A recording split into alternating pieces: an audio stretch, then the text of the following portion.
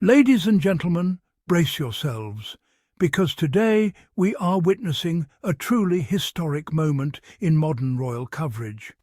Not the kind of history that reshapes society or addresses real-world problems, but the kind that somehow dominates headlines anyway.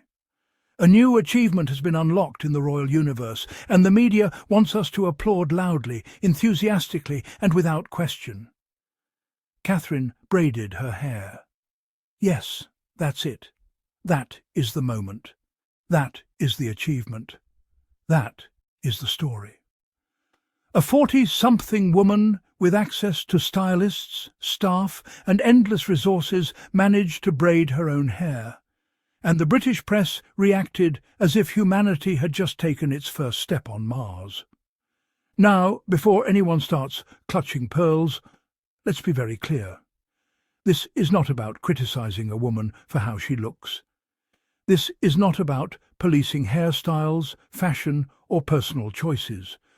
Women braid their hair every day, millions of them, without applause, without headlines, without a carefully worded article praising their bravery, resilience, and quiet strength.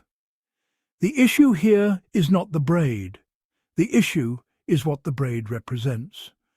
Catherine was reportedly out on an engagement, an official visit, one of those carefully staged appearances that are supposed to demonstrate service, relevance, and leadership. And yet, somehow, the engagement itself barely mattered.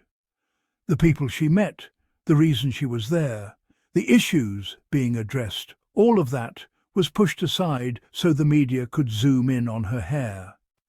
That alone should raise questions, because when the hairstyle overshadows the substance, it usually means the substance isn't strong enough to stand on its own. We are constantly told that Catherine is one of the most popular royals, second most popular, depending on which poll is being quoted this week. We're told she's adored, beloved, cherished by the public.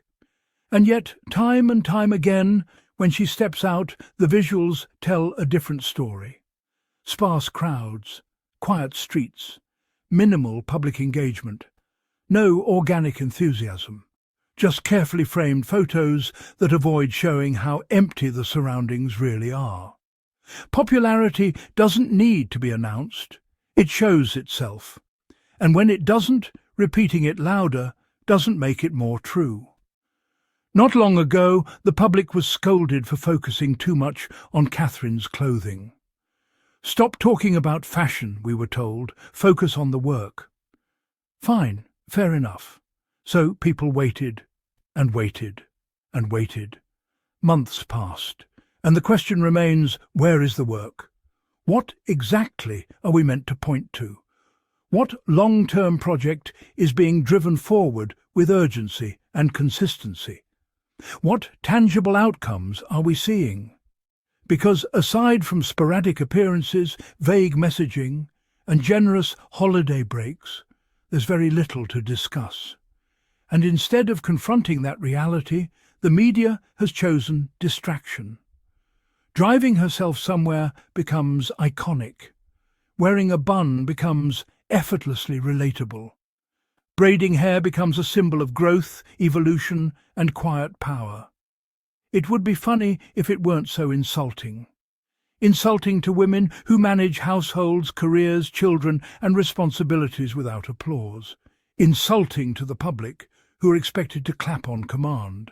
And insulting to the concept of leadership, which is being reduced to optics rather than action.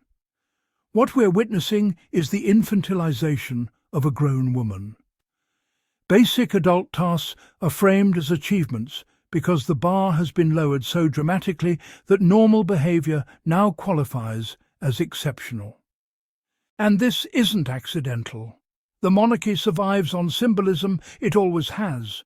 But symbolism only works when it's attached to substance. When substance disappears, symbolism becomes parody. And that's where we are now.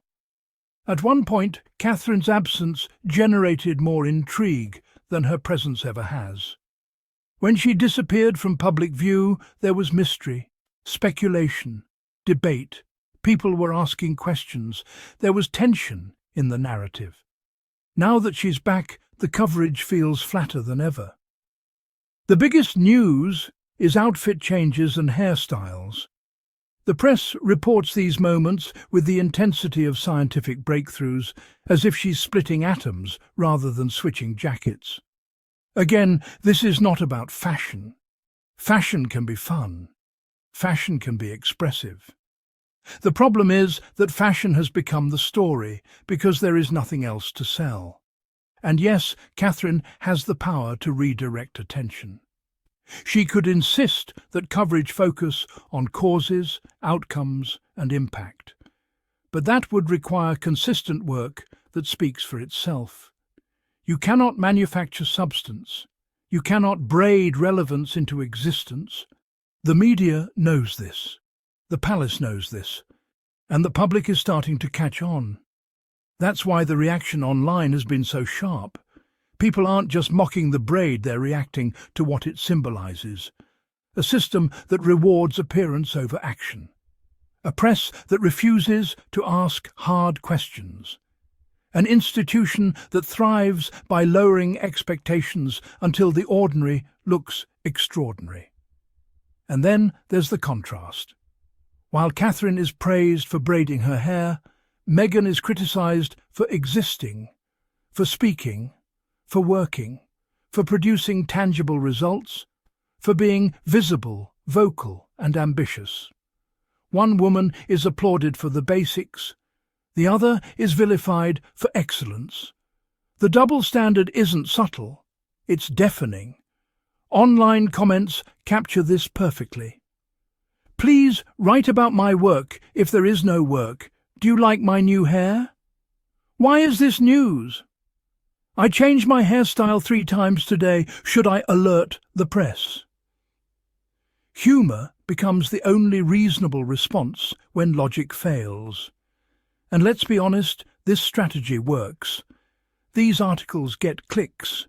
The system depends on public conditioning. Treat royal mundanity as national significance long enough, and eventually people stop questioning it. That's how power sustains itself. Not by doing extraordinary things, but by convincing the public that ordinary things are extraordinary when performed by the right people.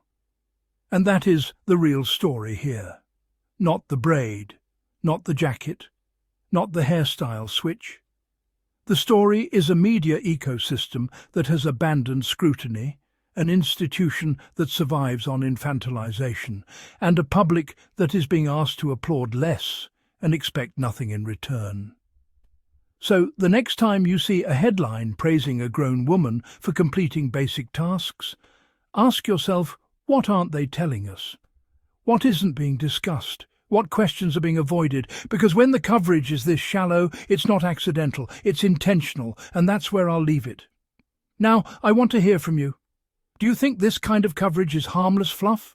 Or does it reveal something deeper about the state of royal media and public expectations? Let me know your thoughts in the comments. If you enjoyed this breakdown, don't forget to like, subscribe and share. Thank you so much for watching, and I'll see you in the next one.